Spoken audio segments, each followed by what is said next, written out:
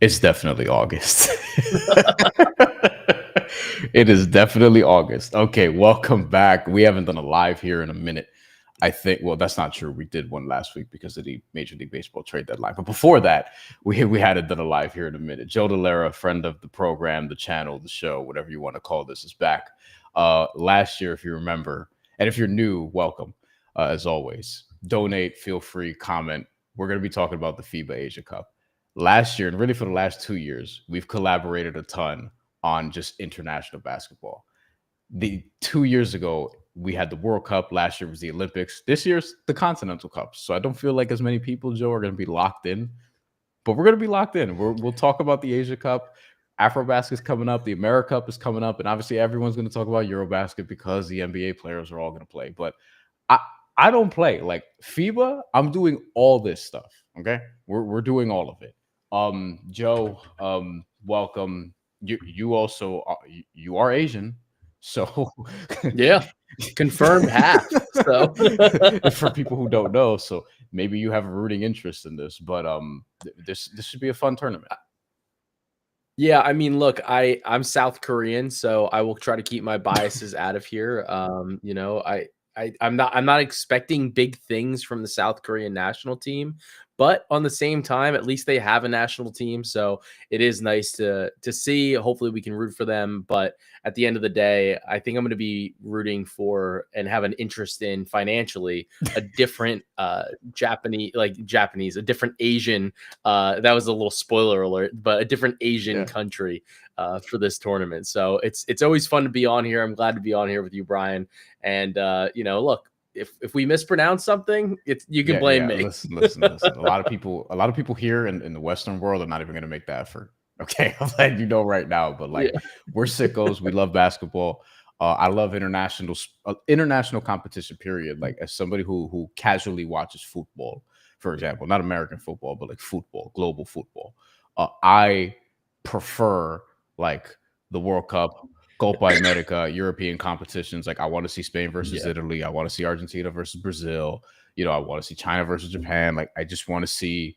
I want to see it mean more to these players, and you often get that with country versus country as opposed to club versus club. So the Asia Cup is going to start in 2 days. Actually, it's going to start. Well, depending on when you're hearing this, but we'll just say August 5th at 4 a.m. Eastern time. The games will begin. The most casual time ever. For us out there in so Saudi Arabia is the host.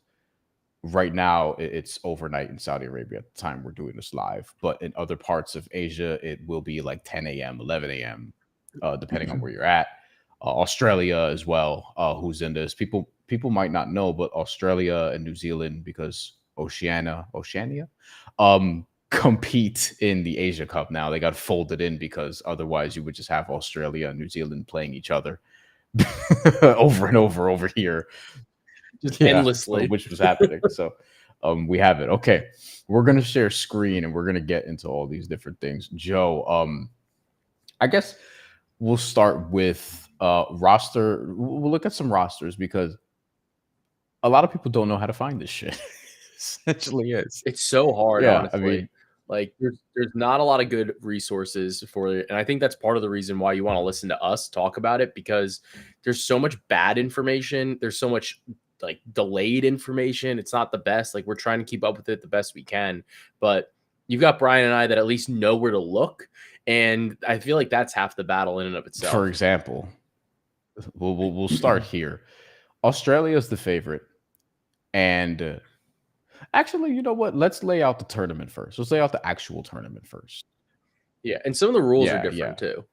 For our NBA, we'll do it this way. We'll lay out the actual tournament, and then we'll go through some of the rosters, and then at the end we'll do some analysis, offer some predictions, things of that nature.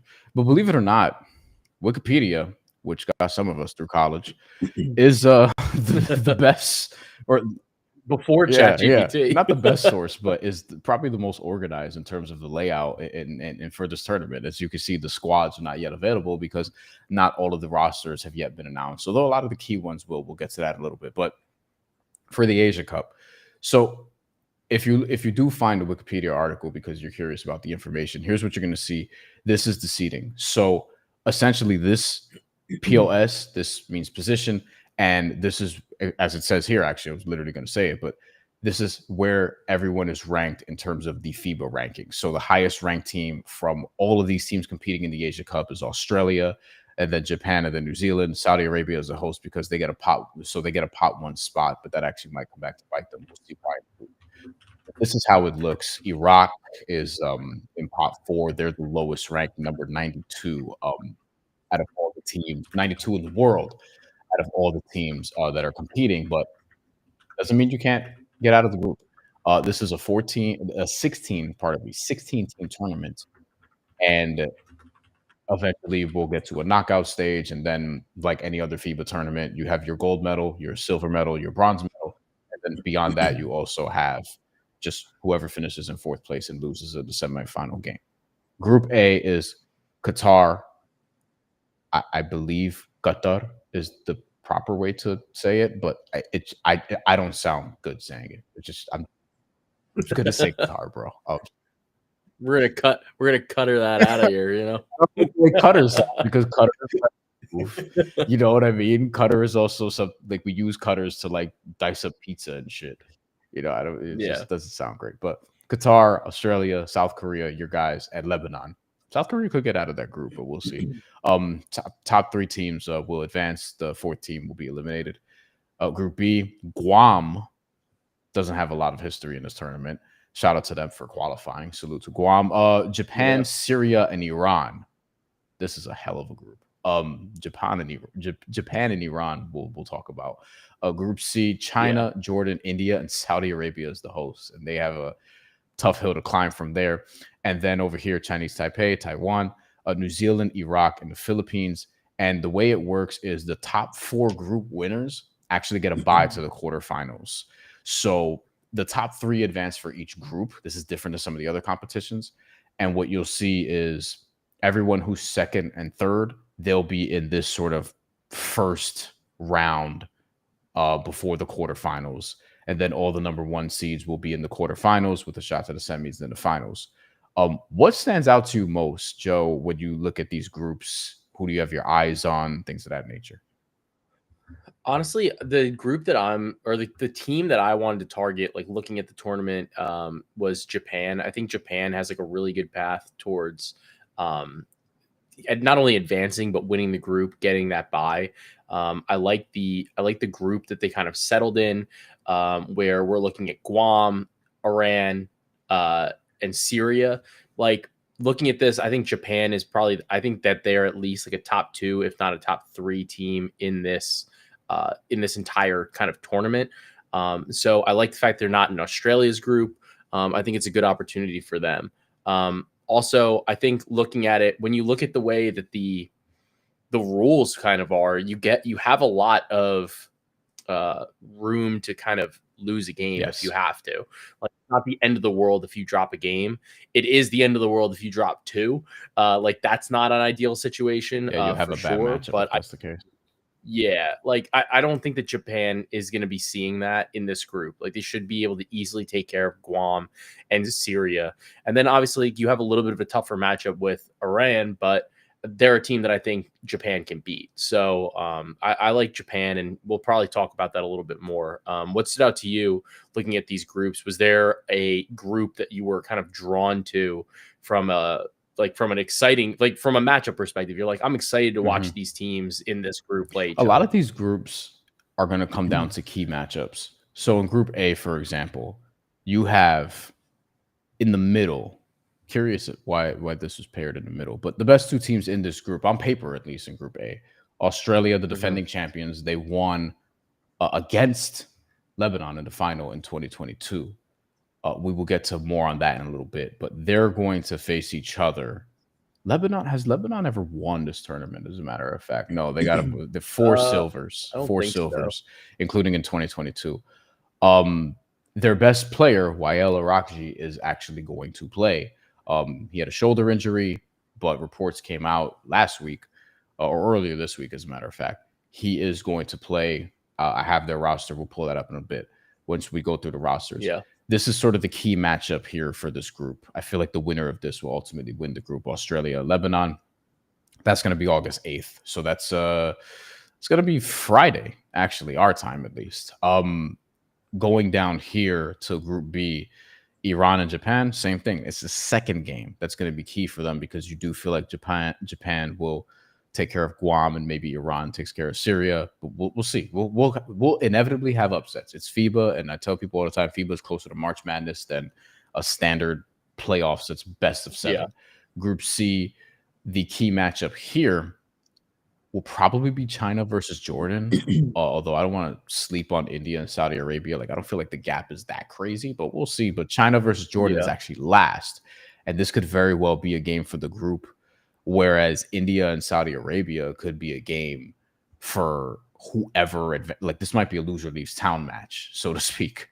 And the loser may just be out of the tournament entirely. And then in Group B, it's New Zealand and the Philippines. And they play each other second.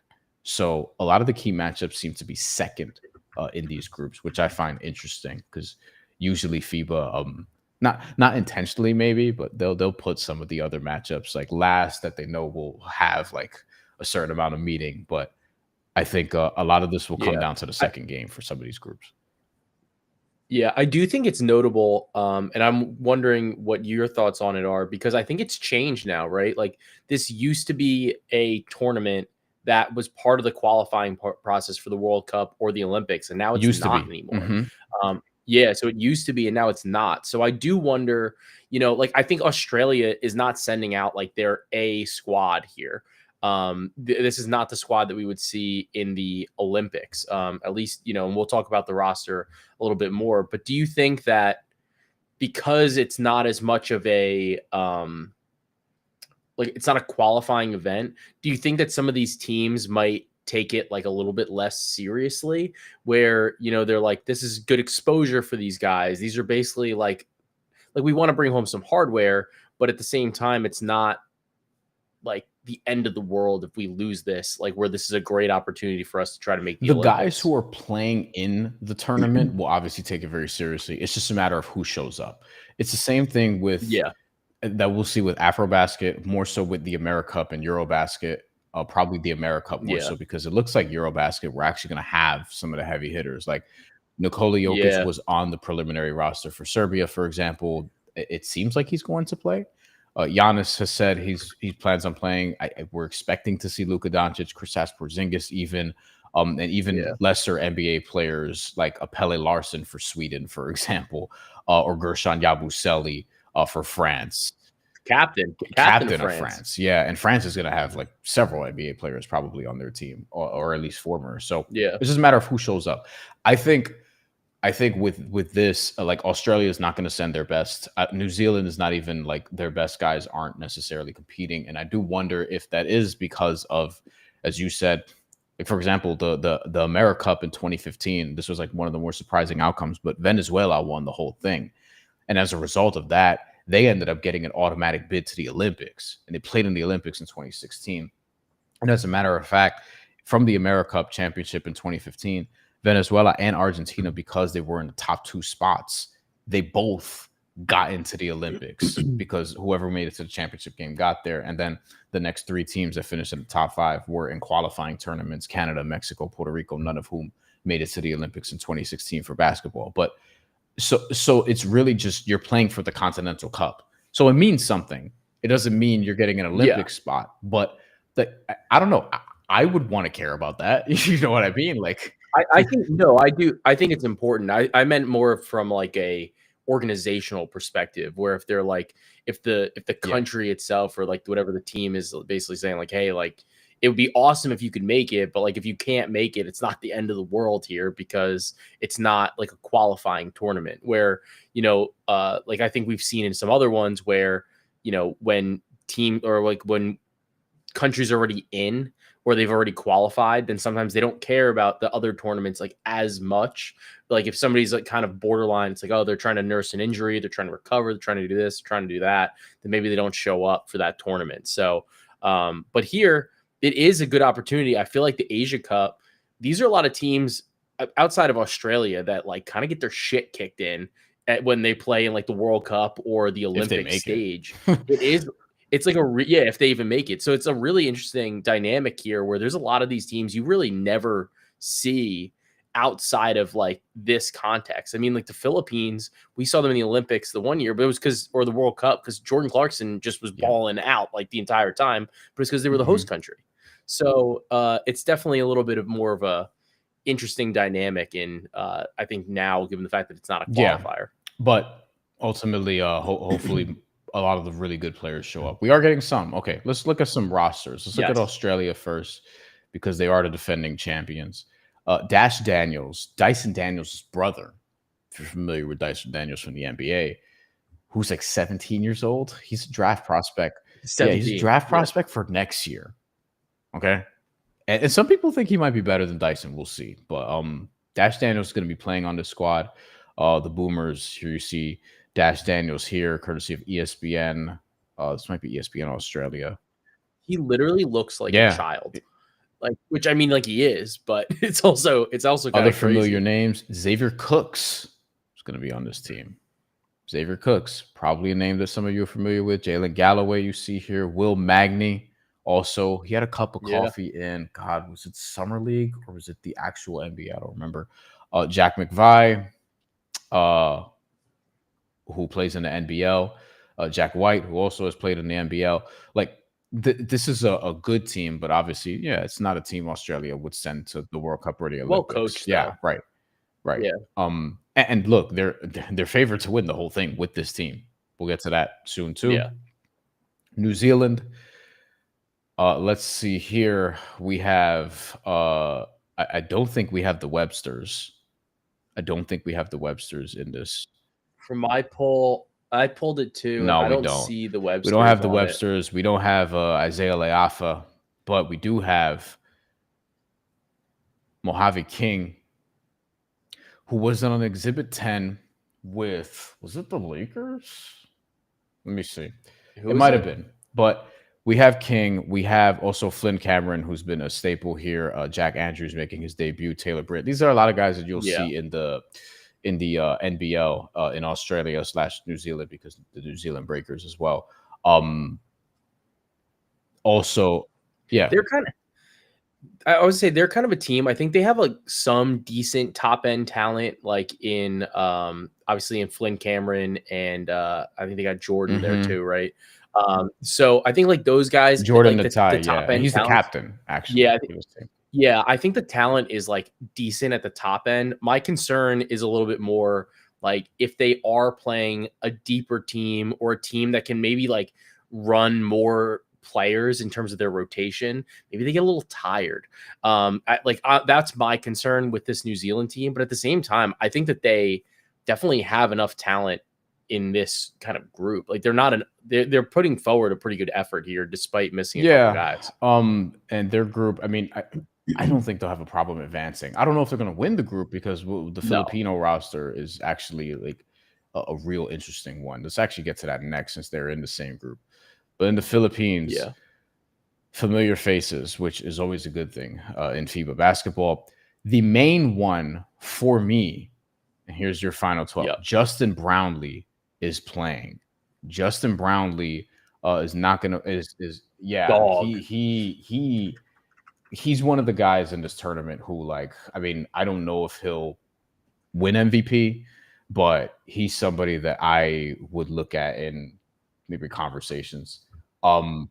Yeah, I mean, he has put up some monster games too. Seriously. Like he played when they played New Zealand in November, he put up, this is a deep cut for the people listening here, but he put up 26, 11, and 4 in 37 minutes in a win. Like they won that game. So that's a big game. Like, I mean, that game they won 93-89 over New Zealand, and that was with the Websters were playing in that game. Yeah, the only thing with Brownlee is he's 37, but he's still a damn good player. Scotty Thompson's here, CJ Perez is here, Carl Tamayo. I mean, like, you have some legitimate players here at Dwight Ramos as well.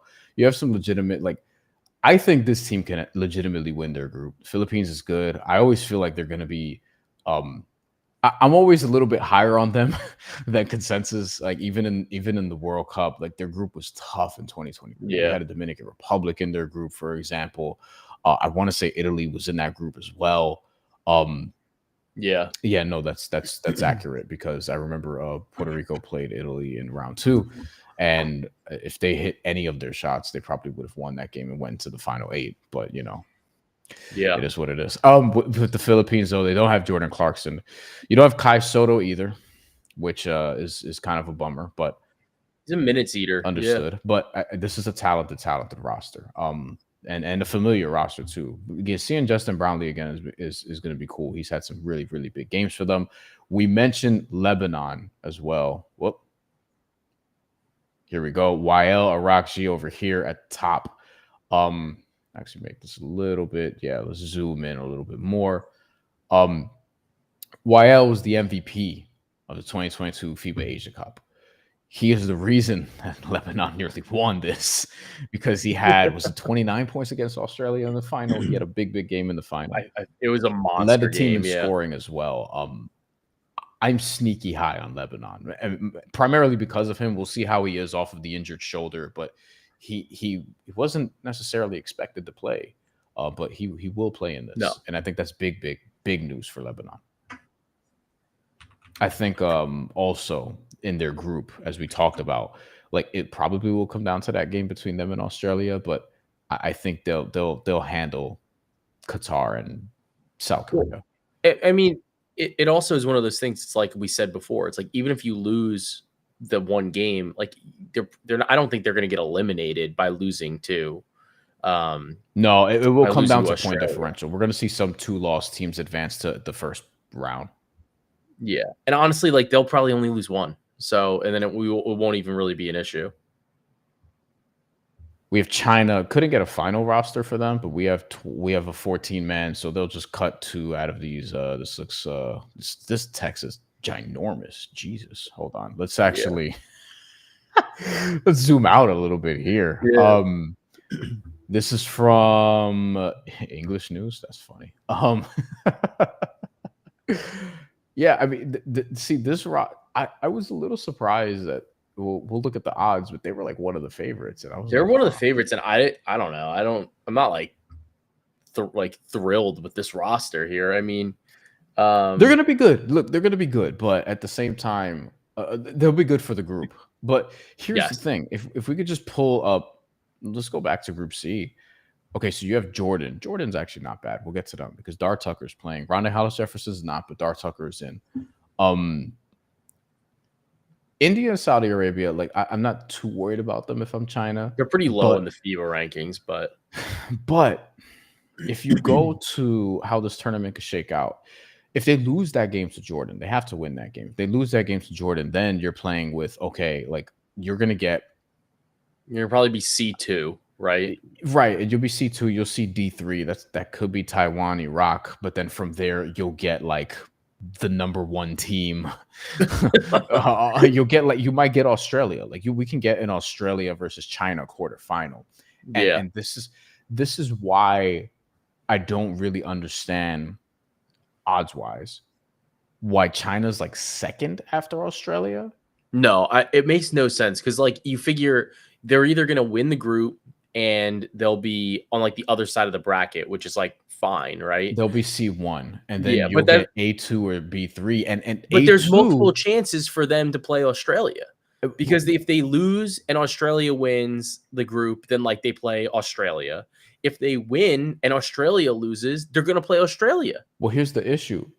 They could play Lebanon. They could play Lebanon in the quarterfinals. They're basically no. That's a good point. You're basically guaranteed to play Australia or Lebanon, who are 2 of the better teams in the tournament. I think, unless you drop to C3, in which I'd have more questions. But then you're not winning shit anyway. If you drop to C3, then you're looking at Japan or Iran. Yeah, and that's tough. I think the China roster is fine, but we'll see. They could run into some trouble in the quarterfinals, but it's not a bad team by any means. No. All right, let's see. Qatar also has their roster. I'm not expecting a ton from them, but I did find it interesting. that Brandon Goodwin is on the team. I saw that. I was a little surprised. Like, I was like, when did he start playing for them? Guys get naturalized.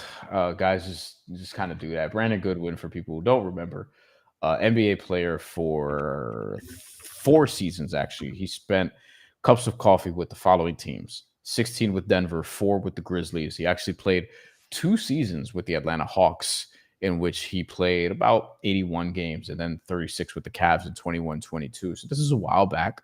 At this point, he is 29, and he is playing in China right now. But he's going to represent Qatar. And listen, we saw what Ronnie Hollis Jefferson did for Jordan. Now they didn't do anything as a team, but we saw what he did in terms of getting up numbers.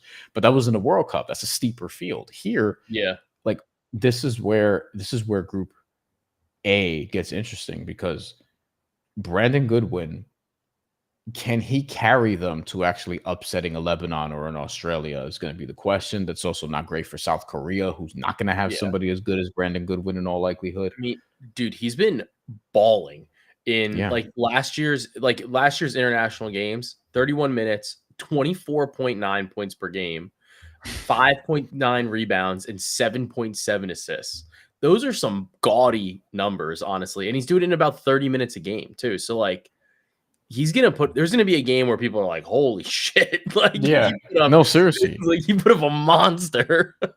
There's a world where, if you look at the bracket and how this shakes out, let's say even Qatar, all right. If they upset just Australia or Lebanon and you can get the A2 spot and you're facing B3. So B3 could be Syria or Guam. Yeah. And then you're talking about, oh, maybe in the quarters you have a chance, whatever, and you play that out. C1, that could be like China or Jordan. Yeah. I don't think they're gonna. I think that's probably where it ends. But it's kind of one of those. You're like, eventually this matchup is gonna be bad. Like, if you're a Qatari though, you could talk yourself into some shit. Like you're like, like, come on, Brandon, bring us to the promised land. I also wondered, like, what made him want it? How did that nationalization process go? I don't know what I mean. Man. Like we've seen a lot of weird ones. If you look up, if you just look up NBA players, WNBA players, even who have naturalized, so to speak. Jonquel Jones played for like Bosnia, for example. In Eurobasket. You're gonna play for the United States. Like, hold on. We should actually go down this rabbit hole a little bit. Let's finish up the rosters. Here's Jordan. No Ronnie Hollis Jefferson. Dar Tucker is actually going to be on the team. That's not a small thing. I don't have Dar Tucker's numbers readily available. You might. But Dar Tucker here is going to be representing Jordan, who is one of the better teams in this tournament. I've got him. Granted, he was playing like literally the entire game. The stats that I was fetching: 23.6 points a game, 7.8 rebounds, 4.4 assists. Doesn't really shoot any threes. But it's about like almost 40. It's 38.6 minutes a game. So he's going to play the whole game. Like that's basically what their strategy is. It's going to be like, here you go. And then over here, Jordan's roster is not bad. Abdullah Olajuwon is on the team as well. Dar Tucker is going to be one of the best players probably in that side of definitely in that group. Japan, who you like, who I like as well, by the way. No Yuki Kawamura. Oh, dude, can we take a minute and talk about what happened last year? Damn it, man. Yuki is awesome. Like it was in the Olympics where he had like 30 against France. Yeah. Dragged them to overtime. Yeah. Well, not only that, but like, so we bet on Yuki. We bet on his threes, and some sports books mixed up Yuki's prop lines with Yuta Watanabe's prop lines, who's also not playing in this tournament, which is unfortunate. Racism from the book. But like, But I will say though, but it is a thing that is going to happen in these games, like especially because a lot of these sports books, like they're number one, like the markets, they're not really opening them They're being timely, right? scared. They're being scared because people like us are like, oh, we're gonna know. It's like, We're gonna yo, I know what know to who do. this guy is. This is a fucked up line. Like, so, like last year, they had the prop lines mixed up, and then they had it where I think there was one where they didn't adjust for it was Rui Hachimura was out. Like we were like, oh, he's not playing anymore. He got hurt, and you could bet on Japan's like scoring leader. And it was like, all right, well, Rui's out. Like it's basically impossible for him to win. So there's there's a ton of betting opportunity. Obviously, it's not the Olympics, so you're not going to get as many markets, but a lot of fun. And it's always good to kind of like keep an eye on this. So speaking of naturalized people, though, Japan has a naturalized white boy on the team. Josh Hawkinson, who is a good international player. He's like awesome. legitimately good international player. If you watched the Olympics last year, you saw him average about 18 and 10 in Japan's short stay. He's had some big rebounding games for them. He's a legitimately very good low post presence. Could also spray out and shoot some threes. He will stretch the floor. He will rebound. Akira Jacobs is another guy who was in the Olympic roster last year, who did not play a ton in the Olympics, who I actually think maybe he gets more run this time around. We'll see. Kesei Tominaga, I think he might be the captain of this team. Josh Hawkinson is. Hawkinson is, or I guess, is he because, or is it somebody else? Well, I guess they have to have a captain for this event anyway, right? No, it's Hawkinson. But Tominaga was he didn't play much in the Olympics last year either, but he's another guy who was on the Olympic roster last year, which is not nothing. Some of these guys from the Olympics last year may take a step forward because this isn't a team that's like last year's Japanese team would beat this one probably primarily because you had Rui Hachimura, for example, and Yuki Kawamura, and Watanabe, as a matter of fact. None of those guys who had like in this three NBA dudes, like three legit or not, but like you had three NBA dudes on the team. Rui definitely is legit. Yeah, Yuta was like a functional player for a while, and Yuki, like he's been sniffing around. He's played in the NBA though. He's an NBA player. I think honestly, his issue is that he's just small. Like he's just a smaller player. Like, but if he was a couple inches taller, he would be unbelievable. Like everybody would want him on a roster. Yeah, especially in a 6-man role, legitimately. Yeah. But this is the Japanese team. I think we'll see some guys pop who didn't get a chance to play in the Olympics. I don't want to overstate the importance of some guys like Tominaga, like Jacobs, but I think they'll play more, and we should see them increase in role. I'm looking to see. Yeah, Yoshi is on this roster too. Okay, he's good. So we have Hirotaka Yoshi, who played significant minutes in the Olympics last year. Not a scorer, but is somebody who is going to be primarily there for his defense. We'll see how he sort of shapes into this lineup. And then we also have Tominaga. Tominaga is young too. He's only 24. So like he's somebody that is kind of coming into his own. People might remember because he played at Nebraska, which it's kind of a funny team to be like, oh, you might remember him because who the fuck's watching Nebraska? Hawkinson played, I think, at Washington State. So it's like it sounds funny, but people did probably see him. Like he is legit, but I pulled up his Wikipedia, but he as a senior, you know how many points a game he averaged in the All Japan Championship? 39.8. Like, so some of these leagues out there, you could put up some numbers if you're like legitimately good. Yudai Baba, also, who I failed to mention, and Kai Tells were a couple other guys who played in the Olympics last year. Although Kai didn't play a ton, Yudai did play in every game. Didn't offer a ton, but again, like I do like this roster though. Like, if correct me if I'm wrong, because I kind of remember this team, right? Japan, one of the things they play pretty fast. They also, if I recall correctly, they shoot a ton of threes, like just a ton of threes. But now I'm like, if you don't have Kawamura, if you don't have Yuta, like you don't have Rui. Rui took 7 threes a game in the Olympics. If you don't have Rui, Tominaga shoots a ton of threes. Hawkinson can shoot threes.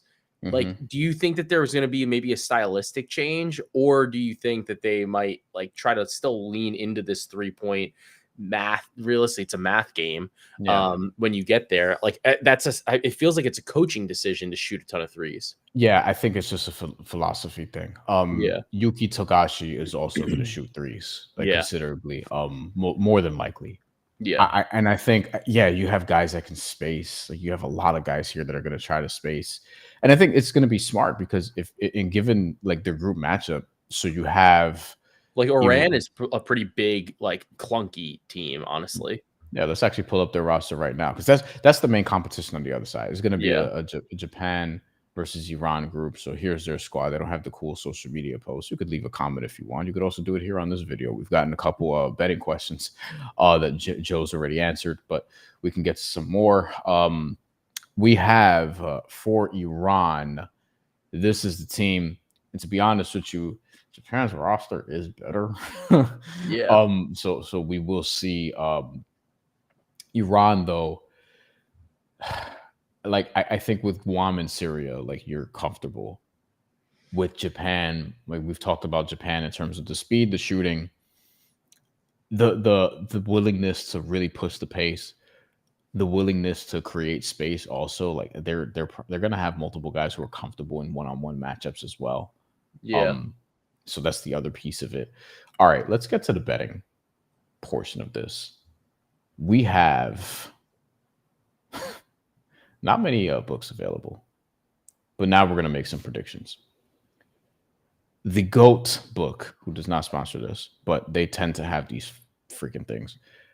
365.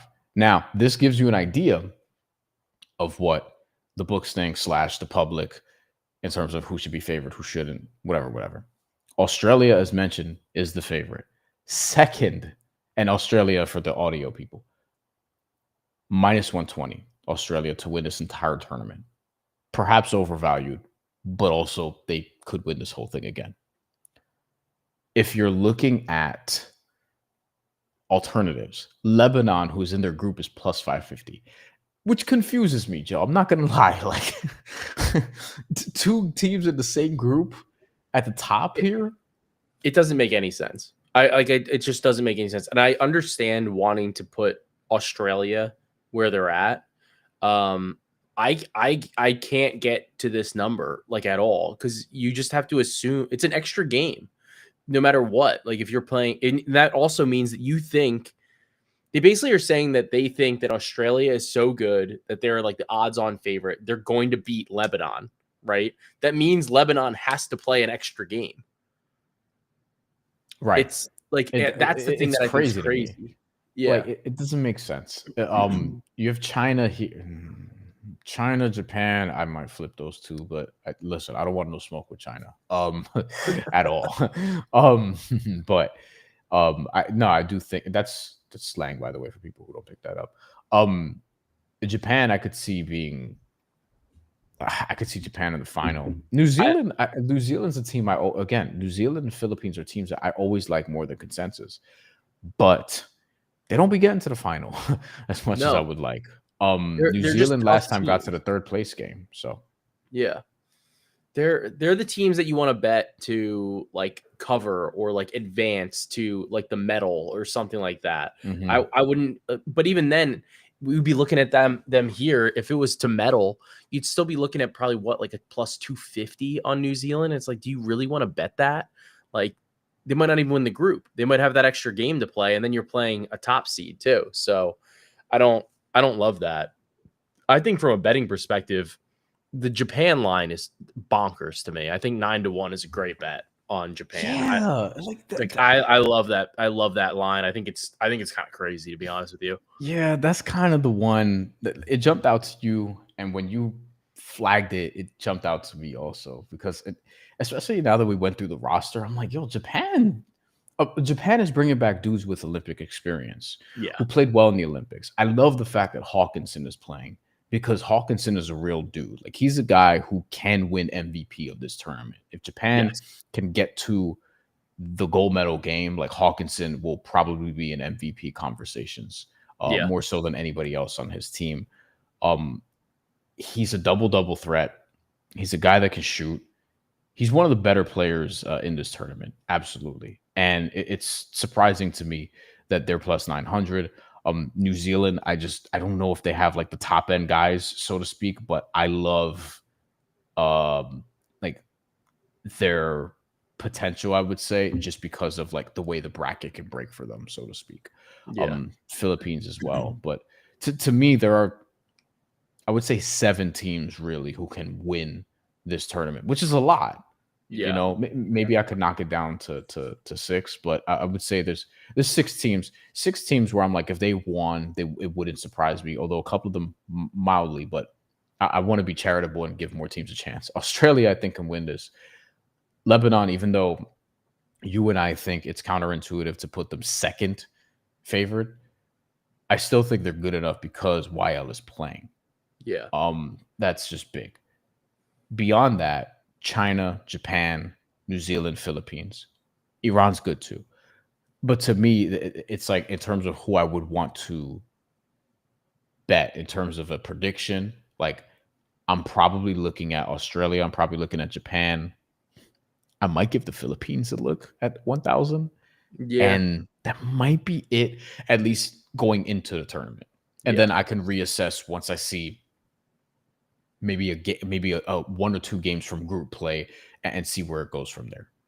Yeah, I mean, we're like a lot of these teams, especially if you watch them in the Olympics, like we've kind of been talking about breaking down the rosters, they're just not the same squad. Like Australia is putting out, like it's probably like their C squad right now Yeah, for this, like yeah, for this tournament. That's it's young. and I think that's where I have like the biggest issue with Australia being like an odds-on favorite because number one, like you just shouldn't bet them right now because the only thing that can really Mhm. happen is that they either do what is expected of them or they lose a game and then all of a sudden you're going to get a better number than minus 120.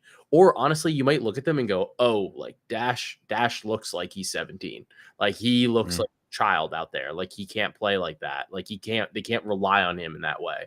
Um, like I think that's the more likely scenario, honestly, with Australia that you see them struggling a little bit because they don't have that same identity.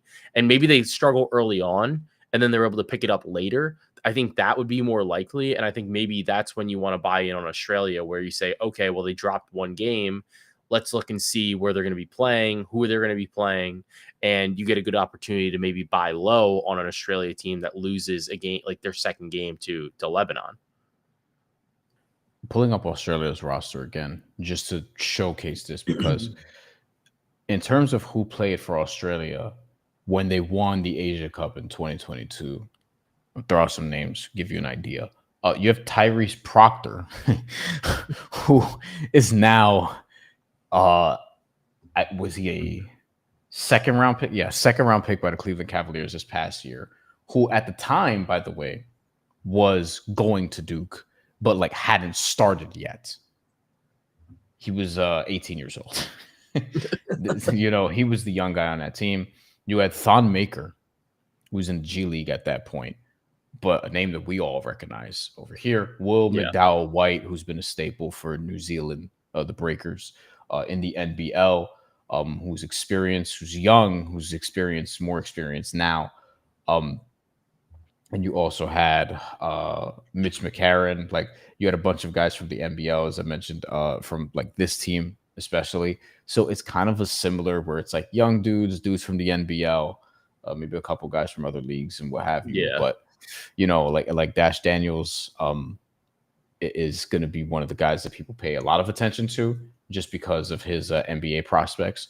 But that doesn't always mean those guys play a ton, you know, like Yeah, I was those actually gonna say, I think we might get some like really inflated lines on Dash just because of who his brother is and like the expectation that he's a big prospect.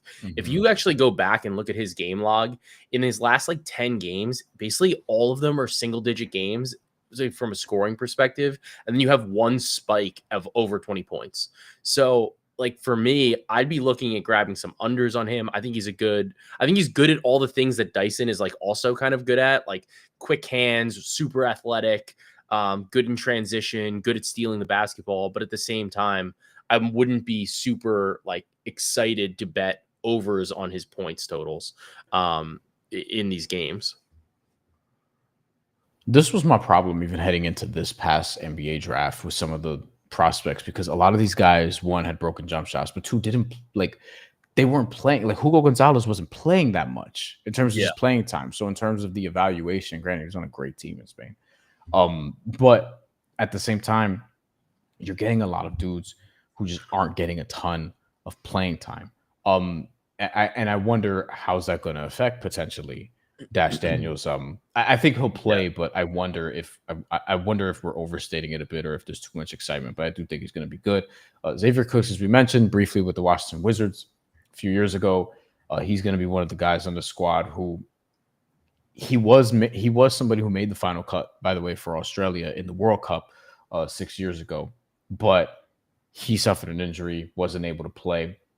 Cooks is, I think, going to be essential for this roster. Also, one of the bigs, one of the best bigs in this side of the bracket.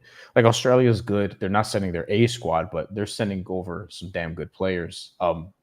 Also, Finals MVP for the Grand Final in 2022, Xavier Cooks in Australia. So, guys with pro experience, like they're worthy favorites, absolutely. But I agree. Like I never want to bet on a favorite who's minus 120, for example. Like especially in a tournament like this. For a tournament, for a head-to-head one-on-one, like that's different, obviously. But for a 16-team tournament, of which I think there are 7 real threats to get to the gold medal game potentially. Yeah. Then, yeah, I don't want to lay minus 120. We should go group by group. I think that's what we'll do. Yeah. But as far as like for to win it, Japan, Philippines are the most interesting to me. Yeah, I bet Japan. I might add somebody else, but I think Japan is my best bet. Yeah. All right. Let's do group to win group. All right. Group A, Australia, Lebanon, South Korea, Qatar. We've talked about this. Qatar plus 2,500. I mean, look, I know it's a one-man show type of bet, which I don't love, but Brandon Goodwin being on the team, like, could they beat South Korea? It's not totally implausible. But I would not, I absolutely would not. No one other than Australia or Lebanon wins this group unless something shocking happens, which could happen, but yeah, I doubt it, honestly. Would you rather bet Lebanon? I don't know, because that's the other thing. I don't know if they're going to keep these up, like where they're going to reopen them after games, because we've had so much trouble getting these markets right. Would you rather bet Lebanon's group odds right now, or like guesstimate the money line? Because they're probably going to they have to be less than plus 275 in a money line game against Australia, right? What do you think it is? What do you think? Well, here's the thing. Let's also keep this in mind real quick before you answer. Australia plays South Korea. Lebanon plays Qatar first. Oh yeah. Then they play each other. So with more information and the books maybe get a touch sharper. Maybe. I could see the money line being. I could see Australia being favored by more, to be honest. I could see it being That's like what I'm saying, like 400. So I guess, I'd rather just wait. Yeah, if you like Lebanon, that is. If you want to just fade Australia, just wait. If you want to bet Australia, you might want to do it now. Yeah. Or just wait to bet them against Lebanon. Yeah, because I mean, I feel like Lebanon's gonna beat Qatar, like probably pretty handily, right? Like it shouldn't be like that difficult. But the South Korea game is, in theory, the second most difficult game for Australia in that group. So sure, it's possible they lose. I don't think they will, but like I guess it's higher probability than Lebanon losing in that game.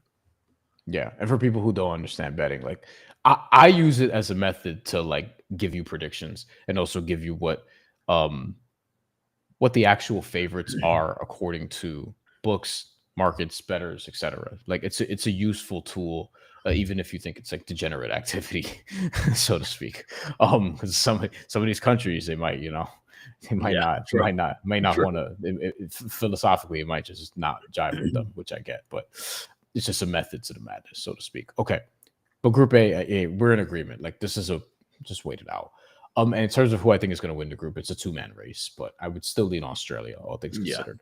But if YL looks amazing in the first game, no shoulder problem, no nothing. Yeah, like I'd be interested at least in betting a money line here or there, or cover for game 2. Yeah. of Australia just looks awesome at the start, though. But we'll see. We'll see. Also, some of this will be impacted by like if does Jordan Goodwin make it close against Lebanon in game one, then Australia all of a Yeah. sudden it's like -10 for game two. Um, Group B, Japan, Iran. I think this Japan line is dumb. Like again, You think it should be? You think it should? What would you put this at? I just think that you have to bet them. Like honestly, like I think the -125 is a spot that I'd want. Like I don't like even looking at the FIBA rankings, right? Like I know that Mhm. Iran is like kind of like they're close. They're closer, at least in terms of the Asia rankings.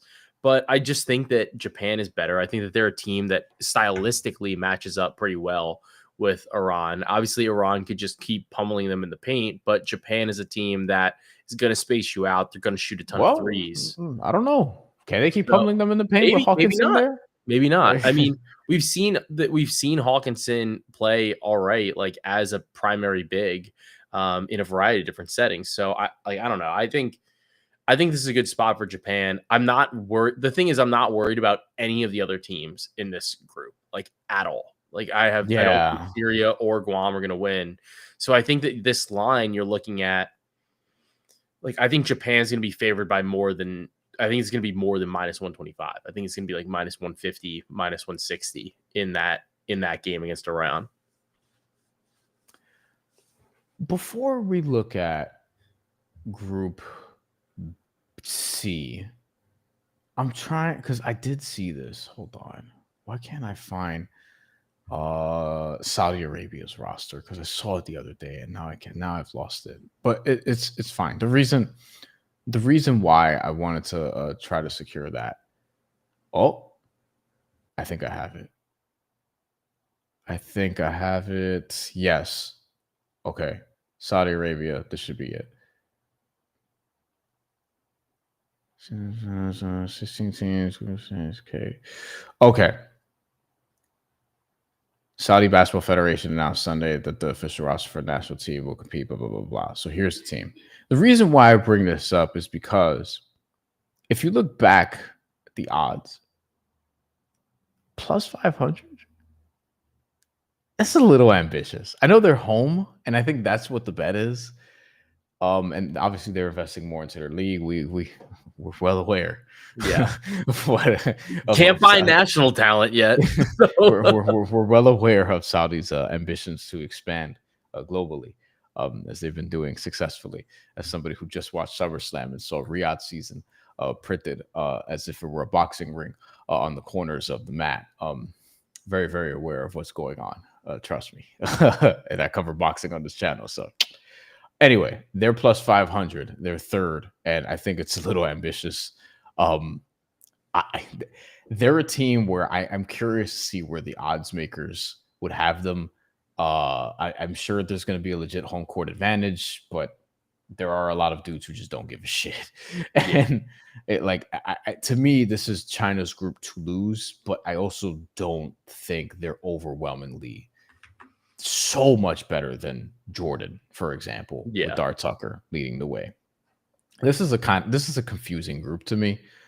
India plus 2,500. I don't think they could win the group. I also think plus 2,500 is a bit disrespectful, and I could see India getting into the second round. I know Saudi, like they badly want to get far into this tournament. I'm sure at least the quarterfinals, which would do wonders for them. We'll see. We will see. You have any thoughts on this group? Yeah, I mean, not so much on the group. I think China should win, but at the same time, I'm actually not interested. I'm just not interested in betting them. I think that there is enough like variables in the other teams, and enough talent in the other teams that the numbers just. I think that the numbers in this group should be closer. I feel like groups B and C should be like somewhere in between of where they are. Also, just from kind of what you were talking about Saudi. Try not to butcher it, but Mohammed Al Sulwala. I'm gonna butcher it anyway. I can't even say it. Anyway, he's played great for them. Averaged in the last tournament he was in, he was like 13 and 12 in the qualifiers. So definitely somebody that can really put up some numbers in a variety of different spots. back in 2023, averaged 19 and 13 in the FIBA Olympic pre-qualifying tournament. So he's going to be somebody that you're looking at for double doubles. He's somebody that can kind of dominate on the interior. And I think that that's something that kind of always works as like a fail safe for some of these teams, which is like throw it in the paint, give it to the big guy and let him go do some work. So I think that this is a good opportunity for him here for the Saudi team. So I'd probably be looking at him for, for a couple bets there for probably PR or, double. Muhammad Al-Suwalim, yeah, rebounding machine. So for his career, insane career representing Saudi Arabia, averages 15 and 10, essentially 15 and 11, as a matter of fact. It's really 10.7 rebounds. He's been a staple on a national team since 2018. Saudi, by the way, has played in, because I was curious about their history. They do have a bronze medal, but this is from the late 90s in the Asia Cup. They've competed in a bunch. They've never made a World Cup or an Olympics yet. Obviously, they would love to.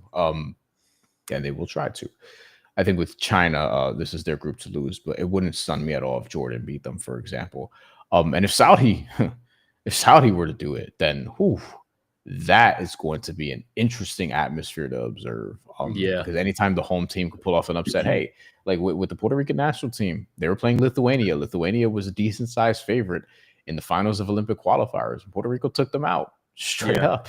It feels like one of those. It feels like one of those. Like if they even are able to win a game, then we're in a tiebreaker scenario. Like I struggle to see them coming out like undefeated, but I do think they could win like one of the games against China or Jordan, and then it's like, well, does Jordan or like which team of those wins that matchup? And point differential. Like this is a group actually. This is a group where the group winner could be 2-1.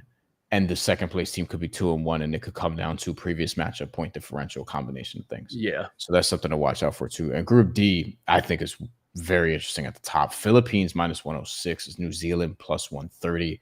This is another example where I think you could just see how the matchup works out between New Zealand and Philippines when it comes. Chinese Taipei +600, Iraq 4,000.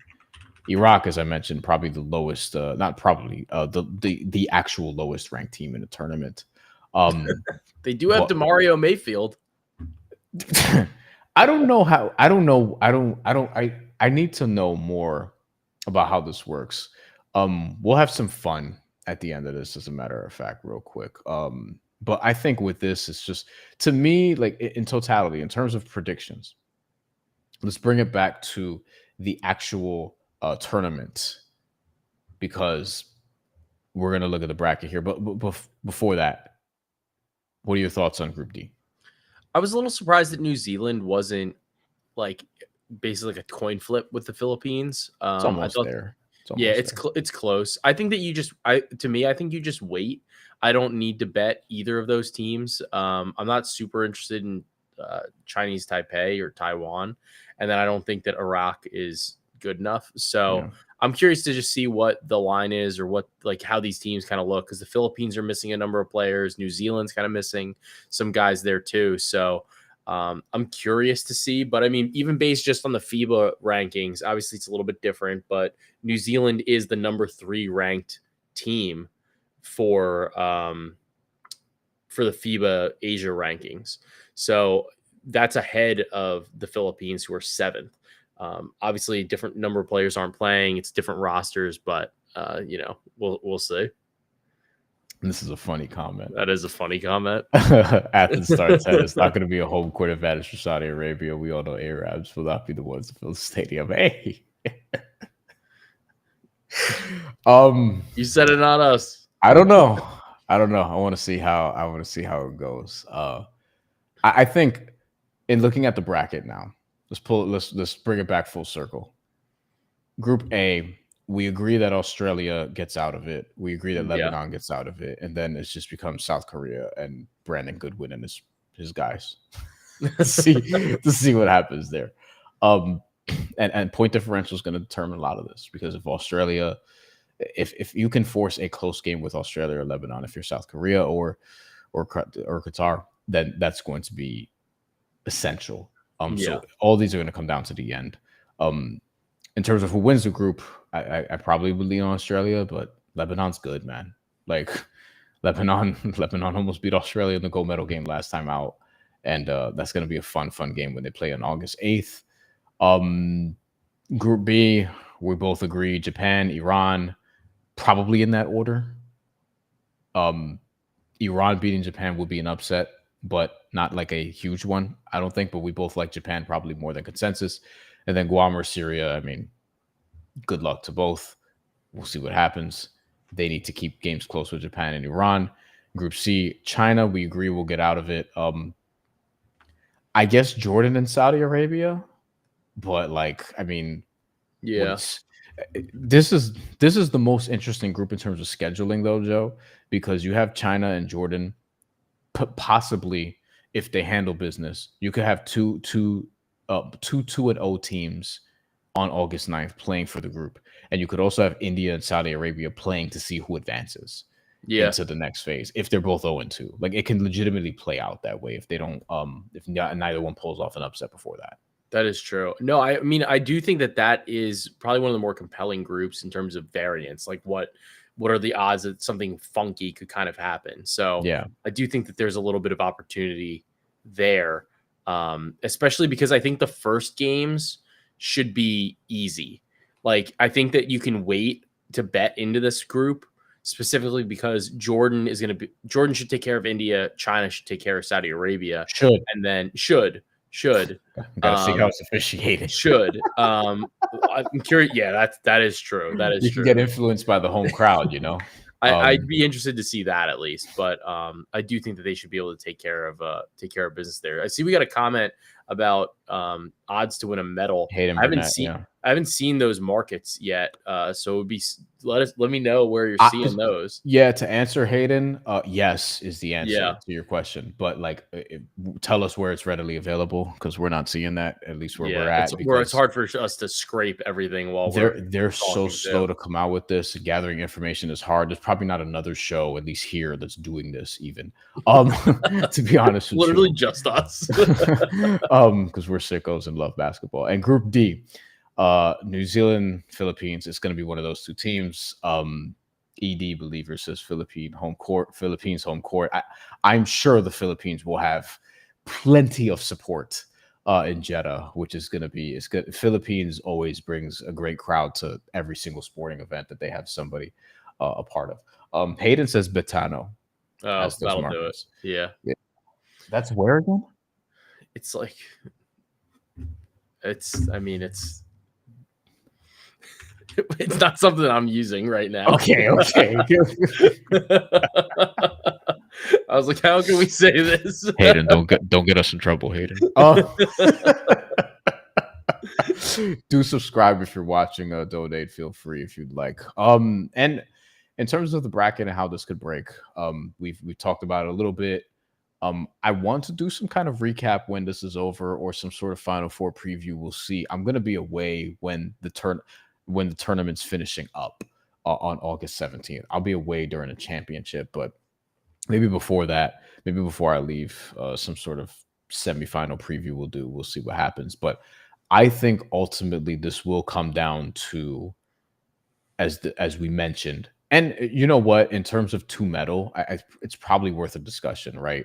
So I talked about winning outright because the medal options are not available, but Australia, I expect to medal.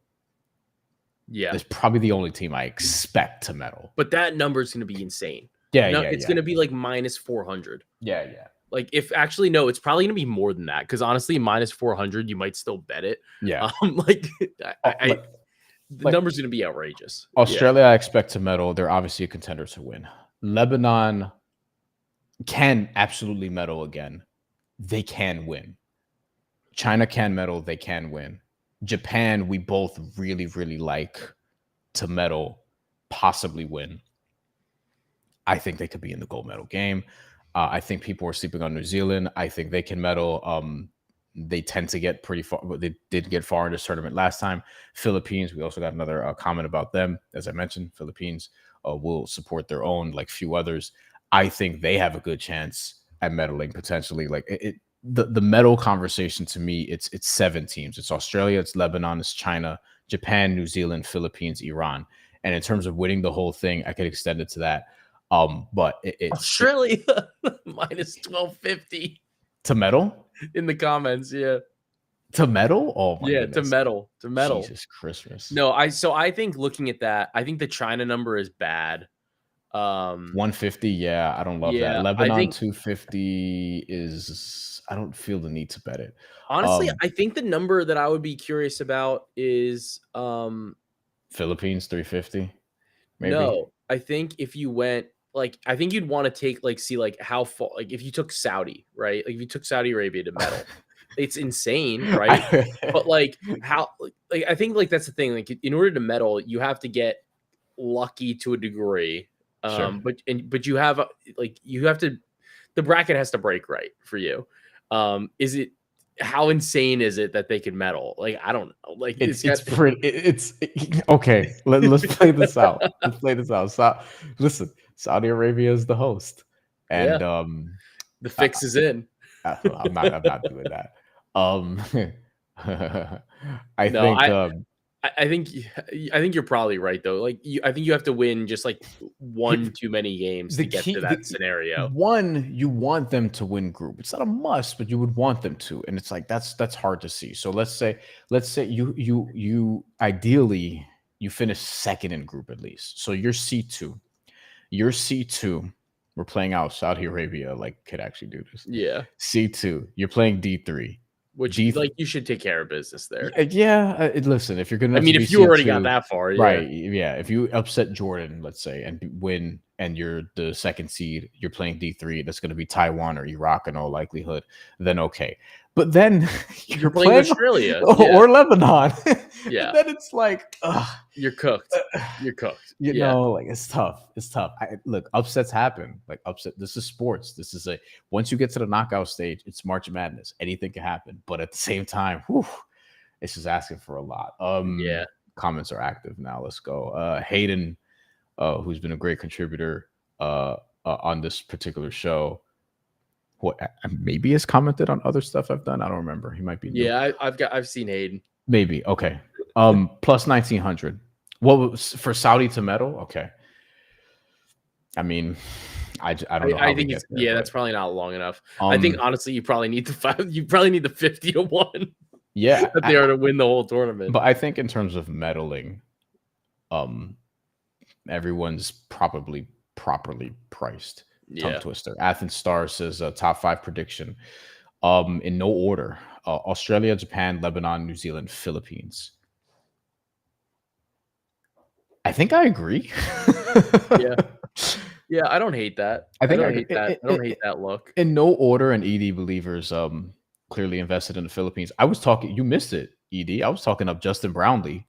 Like we talked about Brownlee for a minute. like he can get all tournament. Listen, I think having Brownlee is big, and I'm not just saying that because St. John's. I'm in Queens. He played out here, and the St. John's 2011 team is one of my favorite college basketball teams ever. But no, I think the Philippines can legitimately medal. I think they could legitimately medal. If they got to the gold medal game, I'd be like, yeah, they were due for a breakthrough. I do wish that they had Jordan Clarkson and Kai Soto, but I think the Philippines are good. I think Japan is good. Like, if I had to predict the medal stand, I'd like Australia and Japan would be like the two that I'm like, okay, top 2. And then from there, because it's hard with Lebanon because it's like you have Australia in your group, you know, so like that's the problem. Like it's almost like know there's a loss for them or Australia. It's like whoever loses that game just has a tougher road from there. But that's where I'm at. I think a bunch of teams can met. New Zealand we're sleeping on too. Let me actually go back to, because we had this, the 2022 Asia Cup, just as a refresher before we get out of here. Something just fell. That's awesome. Somebody said, Hayden said that if you can do that, that's insane. You should be doing that every time. You can parlay a winner and medal. Like you should just put the same team twice. You could parlay a winner and medal. That's funny. Japan winner, Philippines medal 4,400. Oh, can you just? That's crazy. That's wild. Can you do Japan winner, Japan medal, or does that bounce it there? Sometimes those books mess Japan that one up. Winner, Philippines medal 4,400. You're cutting it real. You're cutting it real. Actually, I wonder, is that even like the problem is honestly because of the way that the knockout stages work. Like you could just have a situation where it's impossible because they play each other too early. Right? Because I think you've got I'll look. Japan I'll look. in I'll group look. Yeah, Japan's in group B, and then the Philippines are in group D. I'll look. So if the Philippines are D, if Japan wins group B and the Got me. Philippines are coming Got me pulling second this in back up D, again. they would play in the quarterfinals So like right away. we're talking about Japan potentially having a pathway to winning it. Yeah. The only way, honestly, the only way that those two teams like don't really play each other is if they both win their Japan and groups, or if they Japan and both come in Philippines. second. Well, then winning their group is not Yeah. inconceivable. They're both favored. No, but that's what You I'm know, saying. like What I'm saying is like you could probably could you just parlay them to each win the group, and then can you add all of it? yeah. Like, you know what I mean? Like, because the only real path is for them to do that, or they Well, both have to come in second. Like they have to yeah. match each other to The way to avoid do it is playing probably each other. for both of them to win the group. Unless you just want the 4,400 and you're like, yes, 4,400, who cares?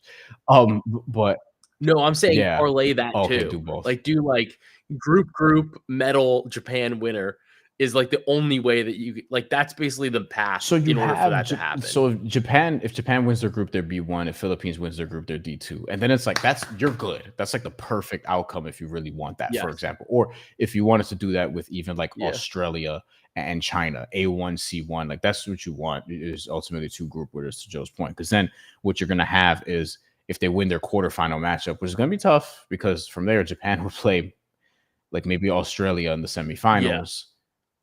Philippines could run into China, but like once you start breaking down like this, all these different things, and again, like we need all the rosters to be finalized.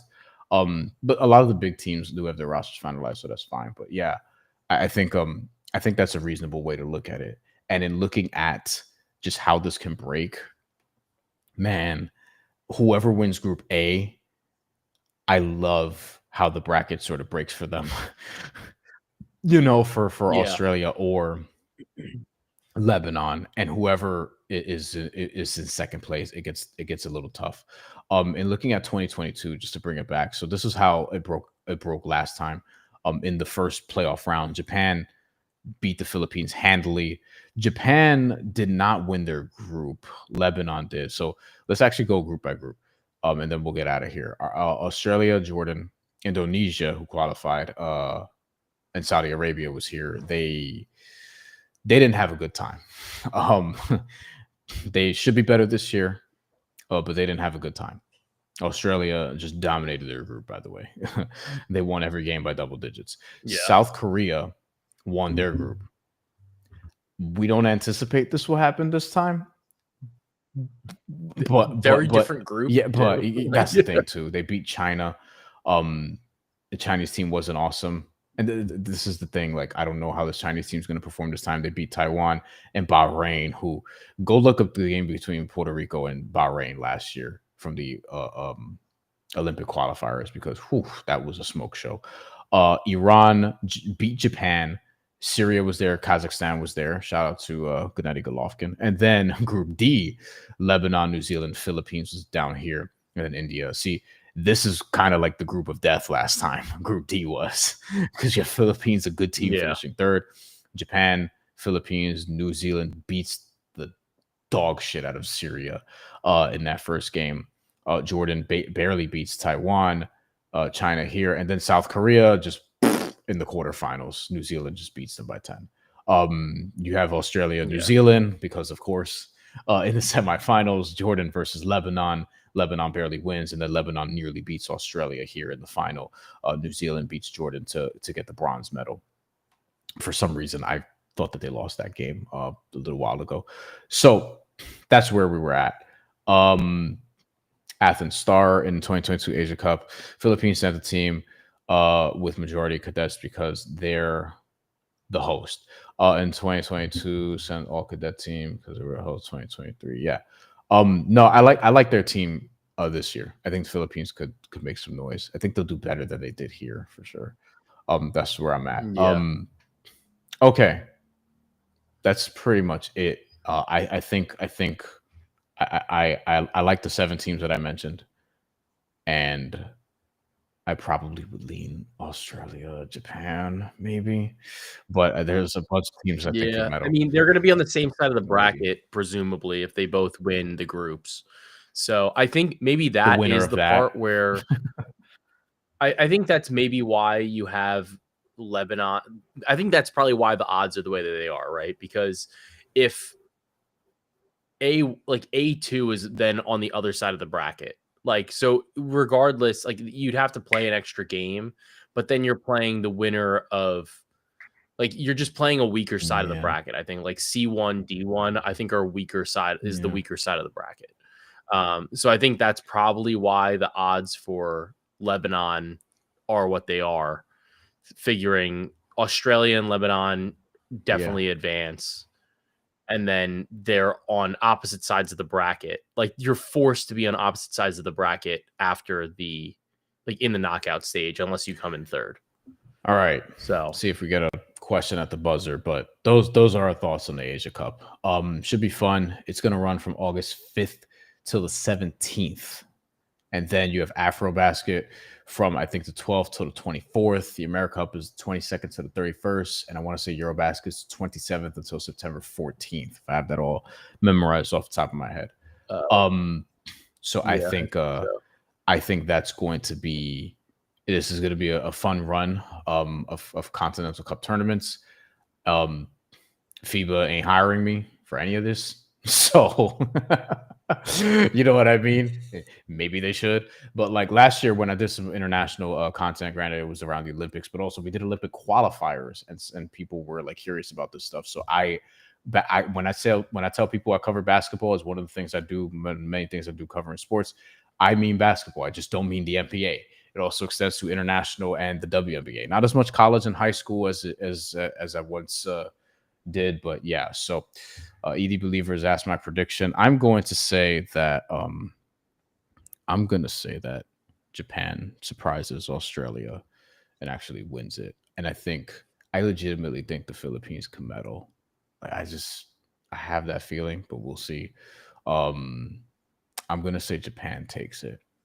We're both gonna say Japan takes it, but Yeah, we both like Japan. I think that we probably see Japan, Australia, in some order. and then like maybe the Philippines. Honestly, I think New Zealand's pretty good. I think New Zealand could medal here. And maybe Yeah, that's our the top only thing is three. because if Australia and Japan win the group, the loser of the semifinal game would just play for the bronze, which is how you can get like Yeah. Japan versus New Zealand or the Philippines or something like that in the final. Um, which I think could happen, like Philippines is plus Yeah. 1400. Yeah. Oof. I think if you honestly, I think if you were looking for like if you can do it, I think that the bet that would be really interesting and the odds are going to be like really jacked up. Or like I would hope that they would be jacked up because they're not correlated, but like they shouldn't be correlated, but I think they are correlated.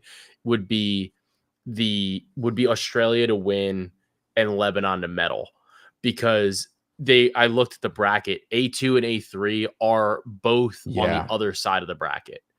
So there is a scenario where they both can just win, like they lose to each other, like Australia beats Lebanon, and then you have it where both teams could advance all the way, and then you have both teams with the ability to medal, with Australia obviously winning. Then, so that I would be curious to know if you can do it, and then.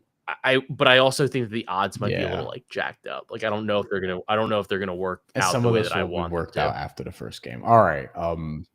We'll Yeah. close it out there. TBD on what we'll do for Afrobasket. The America Cup of preview is absolutely going to happen. I'm Puerto Rican and I'm doing it. And then Yeah. you Yeah, Afrobasket is just not as yeah, it's not as it's just compelling right now. we need rosters, we need more information and also time because I'm going away this weekend and then I'm going away the weekend after. So I'm like just trying to figure it out because it's August. Um and I also want to put out there tomorrow morning at 11 a.m. Eastern time.